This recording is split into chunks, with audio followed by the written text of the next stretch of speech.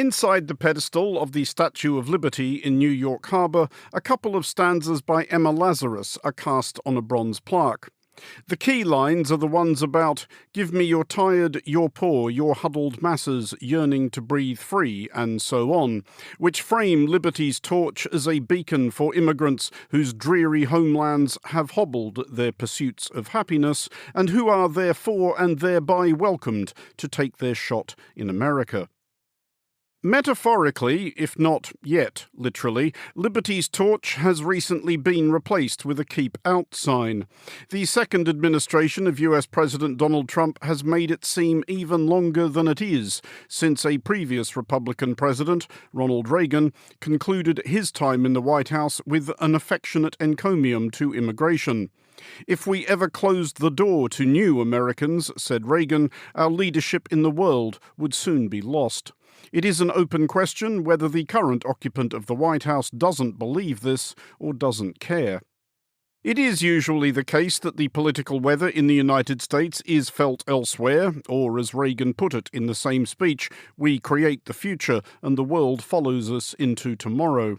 America's current nativist backlash is not an exception to this rule. Across Europe, populist conservatives have stoked fear of the foreign. In the United Kingdom, a Labour government elected in a landslide just over a year ago is floundering in the face of a flotilla of small boats bearing migrants across the English Channel. In Australia, another nation of immigrants, demonstrations have been staged by those who see that those whose families have happened to arrive more recently than theirs. Wretchedly little of the discourse has been constructive or even sensible. The passions aroused tend to force the loudest advocates of either side into absolutist and therefore absurd positions. We are invited to believe that immigrants are all criminals, terrorists and scoundrels, which isn't true, or that immigrants are all desperate, decent and or blameless, which isn't true either. In an increasingly mobile and more connected world, we're going to have to do better than this. Why has this issue become or been made so toxic? How self-defeating is pulling up the drawbridge? And how can anyone win arguments and elections against those who would pull it up anyway? This is the Foreign Desk. There's an awful lot of this anti-immigration story, which isn't actually very closely correlated with the facts. And the left has a choice there. It either really stands up for those people and it moves to the left and it shouts loudly for them, or it takes this position that some might say more apes a conservative position. If we're seeing now really how dependent we are on the inflow of immigrants, both legal and unauthorized, maybe this will bring about change. Maybe we can finally have some kind of immigration reform where we're kind of upfront about our dependence on these types of workers and their continuous inflow.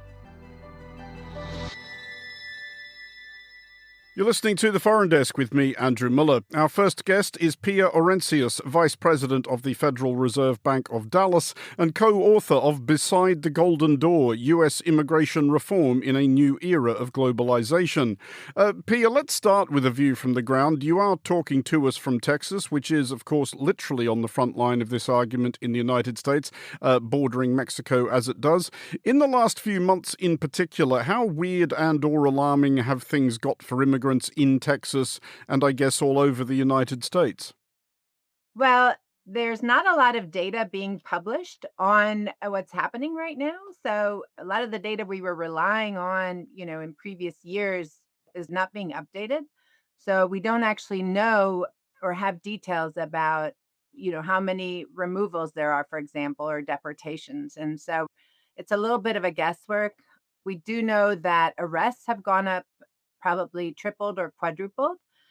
But still, if you add up all the arrests and you assume that the people being detained are going to be eventually removed, you're still not reaching the goals that have been announced by the government of reaching 1 million deportations this year. We're still going to fall very short of that. So I would say, given the really sizable immigrant population here, and in the U.S. as a whole, it's hard to see from where we are the effects, except for in certain sectors. So some sectors are really impacted And I think construction, for example, is one of those. This is with the obvious next question, where if we don't have figures about the numbers of detained people or removed people, are we seeing at least anecdotal demonstrations of their absence, whether it is in slowed construction or lost crops, understaffed care homes? Are those trends becoming noticeable? Well, I think the most noticeable is in construction. And I think the area where we're able to see it and hear about it is really down on the border. So, on the US Mexico border, we've had a long standing relationship, if you will, with the Mexican side of the border, where a lot of our workers come across for the day to work on the US side. And a lot of that is construction work. And what we're seeing there and hearing is that because of the immigration crackdown, a lot of those workers are either not showing up for work, or the construction sites are being run at night or on the weekends, presumably when enforcement agents are not as active. Which is an extraordinary thought and must be delightful for the neighbours of those construction sites. But what do we learn from this? And I guess what have we learnt before? Because numbers must have been done on this, on how economically dependent the United States is on immigrants, both legal and not. Yeah, no, we've had a long tradition of relying both on legal and, frankly, illegal immigration. And so in the past, we've had periodic kind of phases of crackdowns, but we've never had anything as sweeping as what's happening now. And really, I think because of the fast growing US economy, because of, all the activity we've had in agriculture and construction, and frankly, also the hospitality industry and other service sectors, we've just had kind of an understanding where, there's been a lot of labor supply in Mexico, Central America, and other nations, and they've kind of naturally come up over the border and have settled here. And because really, frankly, lax laws or some kind of understanding about the need for workers, not a lot of enforcement has been active in immigration. In a typical year, for example, before the pandemic, if you go back a couple of decades, about 50% of our job growth would come from immigration. So 50% of the net new jobs would be due to immigration, legal and illegal. And I think in the last 4 years, or really between 2021 and 2024, we had a huge surge of immigration, especially, unauthorized immigration, humanitarian immigration, if you will. And during that period of time, over 80% of net new jobs were due to immigration.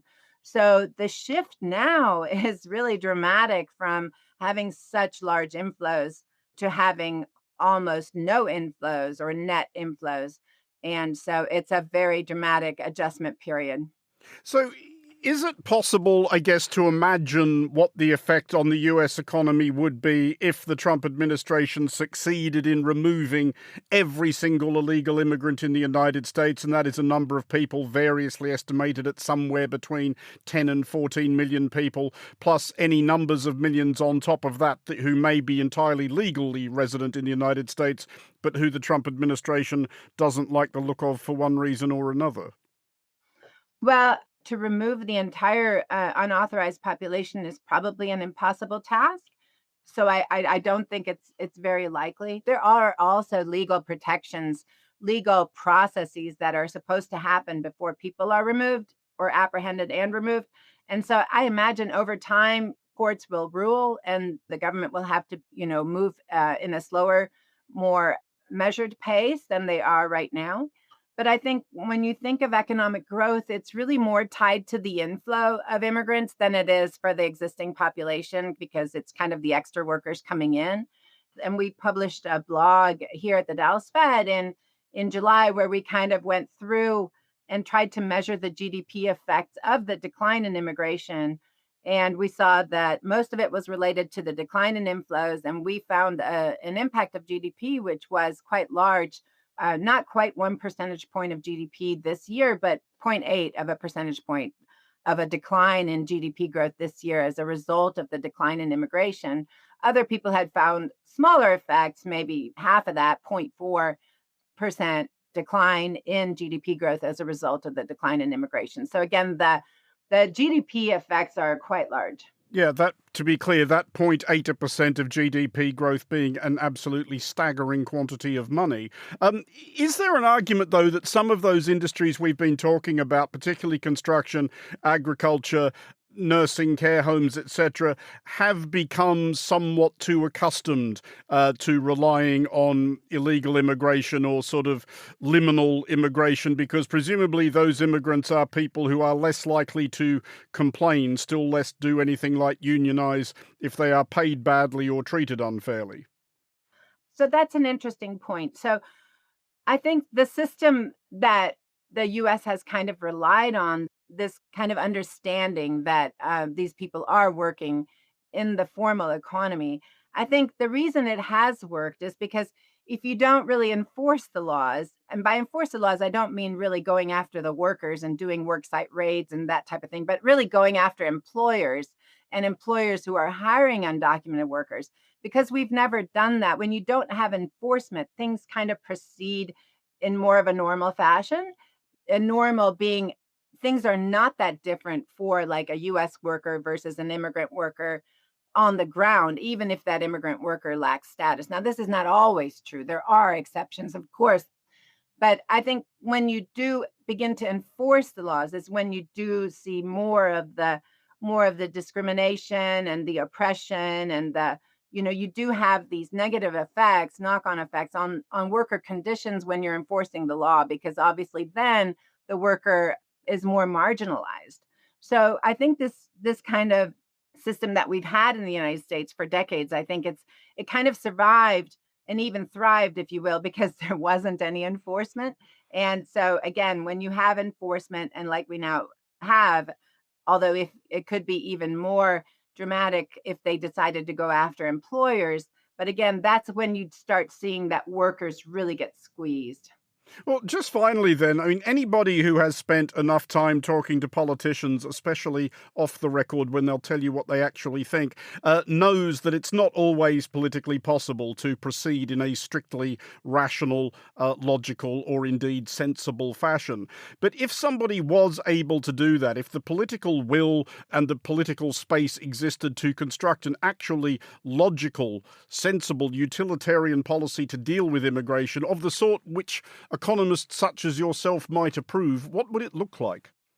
Yeah, that's kind of my hope. I'm glad you raised that because I thought, well, if we're seeing now really how dependent we are on the inflow of immigrants, both legal and unauthorized, if you will, maybe this will bring about change. Maybe we can finally have some kind of immigration reform where we're kind of upfront about our dependence on these types of workers and their continuous inflow. And then when we recognize that, we can create an infrastructure around that where we bring in people legally with visas that have jobs. We can do background checks and we can, ensure that, we're not bringing in kind of the wrong people. And so my hope is certainly that when politicians realize, which I think many of them do, how important these workers are to economic growth, that there will be some kind of reform efforts that will make everything make sense again, as you were saying, Andrew. Pia Orencius, Vice President of the Federal Reserve Bank of Dallas, thanks for joining us. This is the Foreign Desk.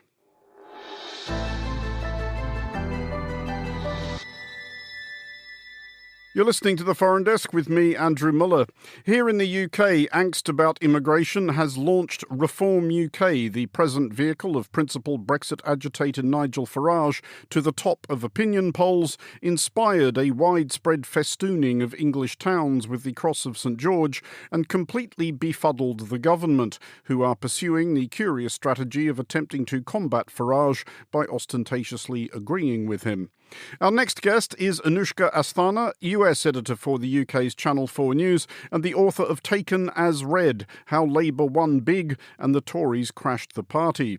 Anushka, first of all, what is your sense of why and how Labour have been so blindsided by this? Are they still maybe a bit bewildered about the fact that they won an election which they really only needed to turn up to win, and they don't really understand what they actually have to do to govern? I think the reality is it's a really, really complex, difficult thing to solve. And politicians, one after the other, come forward with what they say is going to be an easy solution. In this case, when it comes to people coming on boats across the southern border, it was, we're going to smash the gangs. And I can't, tell you the number of times we asked Keir Starmer for more detail on what that was. And he would just say, look, don't tell me that it's not possible. I know it's possible because I was the director of public prosecutions.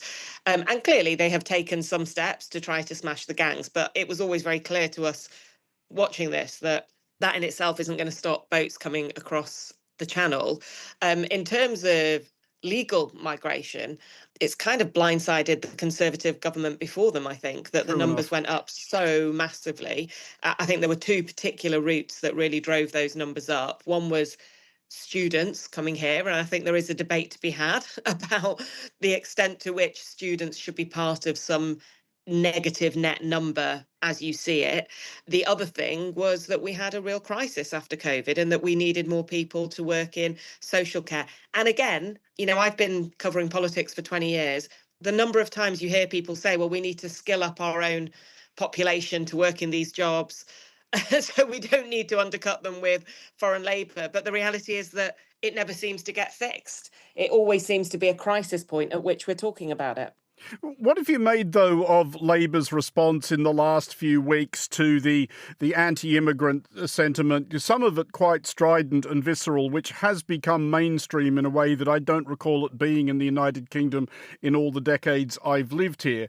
I think to understand where they're coming from in immigration, you almost need to look back at the strategy they used to win the election. Yes, of course, the Conservatives had collapsed and Labour could have won anyway, but the reality is that there was a really thought through strategy that targeted a particular group of voters above all else. It was one of the most targeted strategies we've ever seen, targeting on these working class seats in former industrial heartlands where people were really feeling the pinch economically and where immigration was a more salient issue than it may have been in some other parts of the country. Now, I think the salience of immigration rises and falls over time. It so happens that in recent years, it has really risen again, having fallen back immediately after the Brexit vote. And they made a decision. They made a decision that this is an issue on which we have to be tough, that we have to look like we're in the same place as these voters. They see that position as being quite far to the right, if you would call it that. I mean, it's sort of about a kind of social conservatism, if you like, rather than a left-right thing, arguably. They did say to me, some really senior figures beforehand, that part of the strategy is that they would never punch down on immigrants themselves or asylum seekers. And I think that critics of Labour would think that they have moved to a position where they are absolutely punching down on those sections of society. I mean, I think they would argue that we need to do this politically because that's where the voters are. And it is a really difficult thing. I see it here, having just moved to the US. And I was speaking to an immigration expert here who's actually advising politicians in the UK over the issue. They're having the same issue here, which is people are angry and upset by the level of, what they see as illegal immigration, what other people might see as completely legitimate asylum claims, and they want to see it reacted to. And the left has a choice there. It either really stands up for those people and it moves to the left and it, shouts loudly for them, or it takes this position that some might say more apes a conservative position. And I think this Labour Party has chosen to go down that latter, path, and always was going to, because this Labour Party is ideologically a much more centrist beast than what came before it. Doubtless, but even so, you say that that's where the voters are, and obviously if you look at the current polling in the United Kingdom and how well Reform UK are doing, that is where a lot of the voters are. But is that where any Labour voters are? Is there anything that this government could do or say or enact that is possibly going to appease what I think is quite a large coterie of voters that will not be happy until the Channel Tunnel has been bricked up and absolutely nobody is allowed into the country? Well, I think you're absolutely right that it is a fool's errand to try to out-reform reform, because Labour can never out-reform reform, and therefore all they're going to do is antagonise voters elsewhere in their coalition. This is, by the way, an age-old challenge for political parties in the UK, which is they have very large coalitions. There is a coalition that spans from the type of people who absolutely do want to see really, really stringent measures on the South Coast to people who might be considering voting for the Green Party in places like Bristol, who feel really, really liberal about this issue. That the party took a strategic decision in the last election that the more important part of that base was the more socially conservative, right-wing, working class voters in post-industrial towns. Because basically, if you look at politics like a game of chess, that was where the most important part of the strategy came. Those were the seats that they needed to get over the line, and they felt in their heart that they would hold on to the more left-wing seats, if you like, because they had such large majorities there. In reality, we saw in the election that they do have a problem on their left flank, that they did lose seats to the Greens, but also to independents. And they will be thinking that through at the moment. And many people would argue, if you lose the left of your coalition, you're not going to be able to win the next election. That is a kind of strategic argument to be had. I was having a very interesting conversation with someone here who's advising people in the UK, and their view, interestingly, someone who was a huge liberal immigration, pro-immigration campaigner, who advised Joe Biden, advised Kamala Harris, had basically come to the conclusion that the scale of asylum that we've seen has become so politically challenging. And also, and again, many people I know would disagree with this, they argued had become a backdoor for economic immigration as well. And their sort of advice is that you actually have to be really, really stringent on that. But, and this is the but that I think Labour needs to really think hard about, but then have a more liberal, left-wing, humane policy alongside it. So I've asked Keir Starmer many times in the past, okay, you want to be strict on the border. Are you going to increase the number of safe routes for asylum seekers to come into our country? Because you do still believe in the rights of asylum seekers. And they've always said no to that. And I think what this person was arguing was that if you're going to be really stringent in one place, you really ought to be more liberal in another. And also, you know, and I think this now, we've got a position where, particularly in American politics, you know, Black people feel under attack, women feel under attack, immigrants feel under attack. And suddenly the left, instead of standing up for those groups, feels that the only thing it can do is also try and be anti-woke. And I do think that is a sort of, you know, an ideological challenge, and one that might fracture their coalition elsewhere. I mean, it is extremely difficult, I think, for a lot of left-wing or centre-left parties all over the developed world, because they're very often parties that started out representing the interests of provincial workers and are now the preferred political home of the metropolitan middle classes. And those are two extremely different groups of people. And certainly in this country, they're two groups of people who really don't like each other very much. But if you look at the polling, give or take reforms lead on its own, the majority, if you add up Labour, Liberal Democrat, the Green Party, is still what you might broadly think of as progressive. Might it actually make more sense for a party in Labour's position to pull that handbrake turn into saying we are pro-immigration, we are, you know, the custodians of a multicultural nation, and we're proud of that? I mean, I think lots of people would agree with you and think that is what they should do. I think they look at the electoral map and they think that that ends up with a position where the votes are too concentrated in certain parts of the country and are failing to win over communities that they need to in order to win a majority under our first past the post system.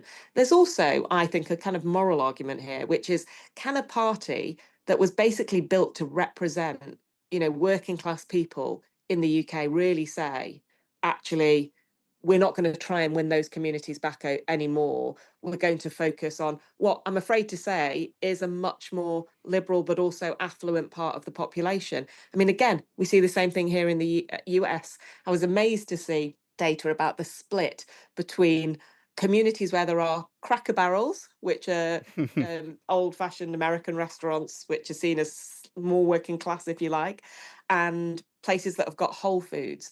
And the places that have got Whole Foods, which is, I guess, I mean, we do have Whole Foods in the UK as well, but the most equivalent is Waitrose, are way, way, way more likely to vote Democrat. And the places that have Cracker Barrels are way, way, way more likely to vote Republican. So the same thing is happening here as is happening in the UK. And I think when you speak to people in the Labour Party, they kind of think they came into politics to represent working people. and to represent working class people. And I think they believe strongly that that's not just white working class people, that that is actually a very ethnically diverse group and a group that would include immigrants. But I also think they believe that they can't just ignore the fact that a huge part of what would have traditionally been their base feels really strongly about an issue like immigration. But is that just finally what you think might be stopping somebody like Sir Keir Starmer from at least making some sort of show of standing up to the far, far, far right? Because there clearly are people involved in the recent outbreak of flag hanging in this country who are just plain old-fashioned, out and proud racists who now do have greater freedom to operate, I think, in mainstream politics than they have had for decades. What would be the political cost to him of standing up to those people and perhaps even calling out Elon Musk, who is flamming up a lot of this stuff and threatening to unplug X? The one thing I would say is it is complicated, yeah. Of course, some of the people who are leading these protests and causing this trouble are from the far right and are racist. But the challenge for Labour is that there are a lot of other people who are not in that position who do feel upset about the scale of change in their communities. And how do you talk about that in a way that isn't racist but is legitimate? And I've just, again, seen it here in the US. I went to a place called Charleroi, which is a tiny post-industrial town in western Pennsylvania, where a population of 4,000 saw 2,000 Haitians arrive because a local factory employed them. And the reality was, yes, I met some people who were saying racist things, and I met some people who said the Haitians had massively improved the town. But I also met some people who were definitely not racist, but who did feel really like discombobulated by the scale of change. And I just think it is more nuanced. It is always more nuanced than it may seem. That was Anushka Asthana. Her book, Taken as Read, How Labour Won Big and the Tories Crashed the Party, is out now. This is The Foreign Desk.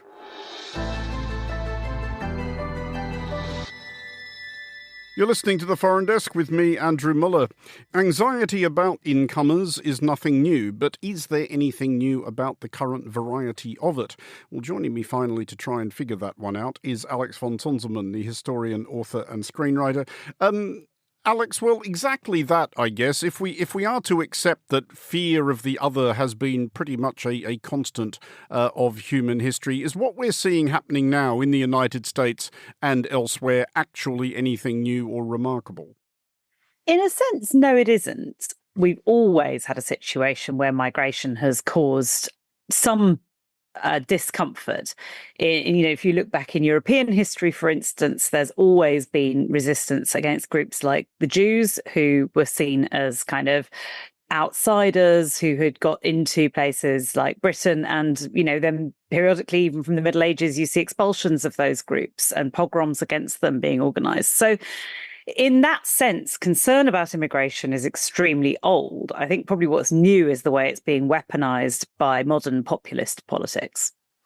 But on the subject of modern populist politics, how much of it can be traced back, do you think, to the events of about a decade ago? Because I don't think it's terribly hard to draw a line from the decision made by Germany's then Chancellor Angela Merkel to admit hundreds of thousands of refugees, mostly but not exclusively from Syria, to Brexit the following year, to Trump being elected in the United States a few months after that. I think there is an element to which that's true, but I think you've also got to bear in mind that there's an awful lot of this anti-immigration story, which isn't actually very closely correlated with the facts. For instance, migration has fallen a lot in the UK in the last couple of years, and yet has gone up the political agenda, even though the numbers are smaller. So I think it's kind of a mistake to assume that this is always a rational response to a perceivable change. I think what it actually often has to do with is, for instance, we've seen governments around the world really reckoning with the problems caused by inflation, the cost of living crisis. And what tends to happen at times like that is that populist politics in particular starts looking for folk devils to nominate and to agitate against. And migrants are an easy group to do that with. And of course, they can connect them in the public mind with things like, you mentioned Angela Merkel's decision to let in lots of refugees, particularly from places like Syria. However, are they actually connected to that? Or is this, as I say, you can't necessarily always plot increased immigration against increased anxiety about immigration. They're not actually always directly or simply connected. Do you think it is generally the case, though, that for all that the wonders of immigration and multiculturalism have become kind of an article of faith in a lot of Western countries in the last few decades, and I think that's what we're seeing the backlash against. Is there perhaps uncomfortable truth that at best most people tolerate immigration rather than welcome it? I think that probably is the case in an awful lot of communities. It depends on the community, though. I mean, what we've seen, for instance, in the United States is for many decades, immigration's actually been celebrated as a very positive driver of change and renewal in the US. And of course, the US is a nation completely founded on immigration. I mean, it has for a very long time not been the preserve of Native American people, and often for better or for worse, one might say about that.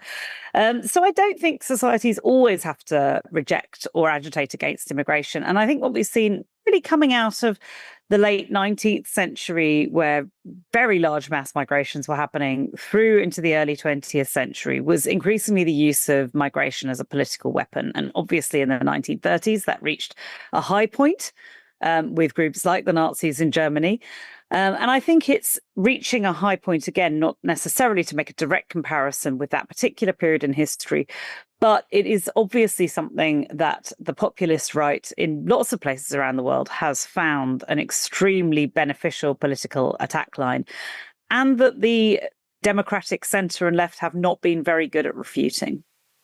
I mean, is there, though, something perhaps different about the migration we're seeing now, the migration that there is this specific backlash against? Because the world is more mobile, the world is more connected. If you do, for example, want to move from somewhere like Afghanistan, Syria, Somalia or Eritrea to somewhere like Germany, France or the United Kingdom, that's easier to do now than it would have been 30 or 40 years ago.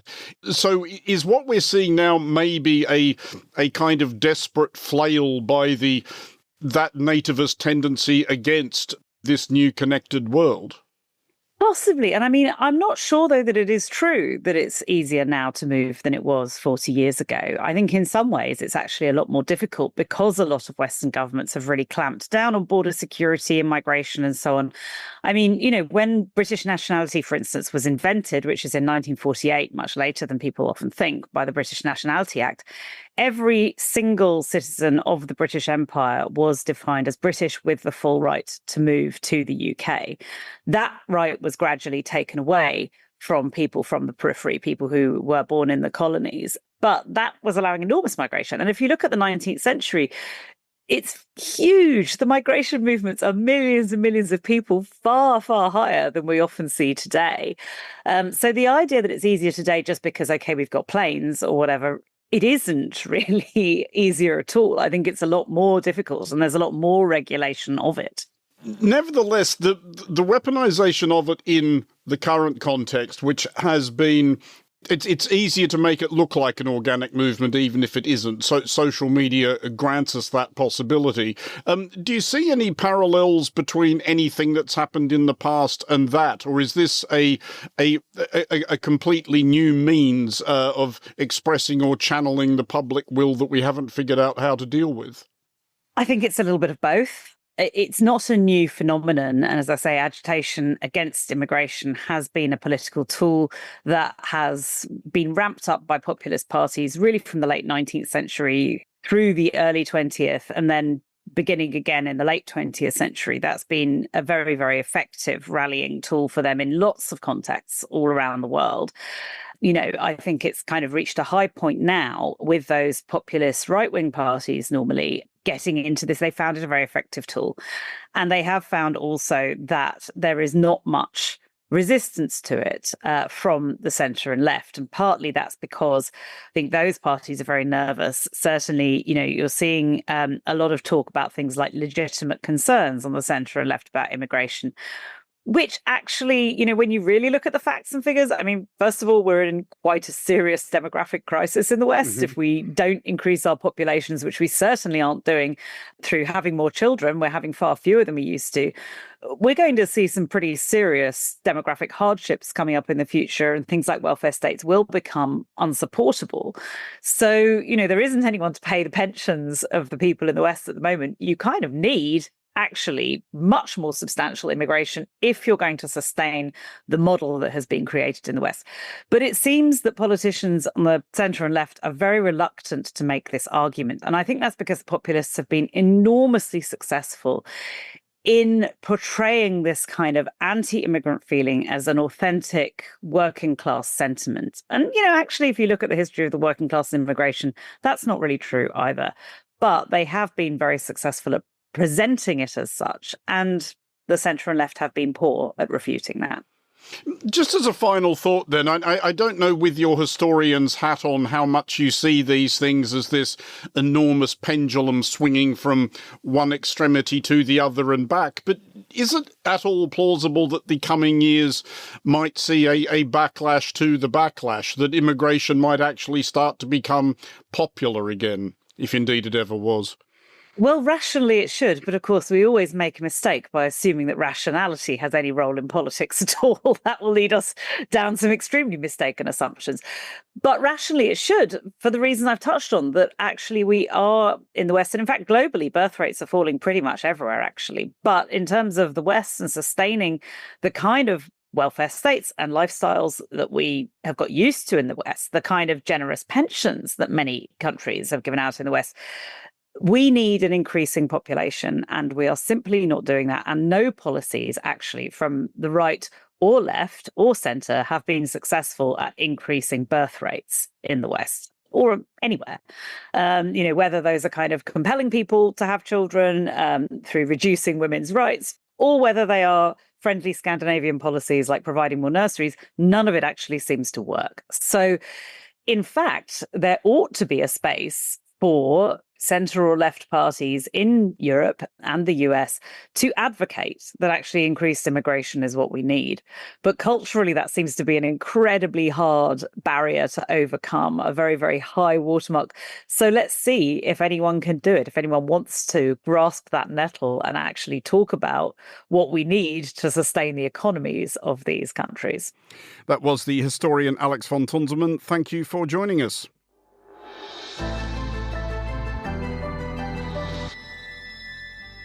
That's it for this episode of The Foreign Desk. We'll be back next week, and look out for The Foreign Desk Explainer, available every Wednesday. The Foreign Desk was produced by Anita Riota and Lily Austin. Lily also produces The Foreign Desk Explainer. To contact the Foreign Desk team, you can email Anita at aer@monocle.com. And don't forget to subscribe to Monocle magazine and our free daily email bulletins by heading to our website at monocle.com. From me, Andrew Muller, thank you very much for listening. Until next time, goodbye.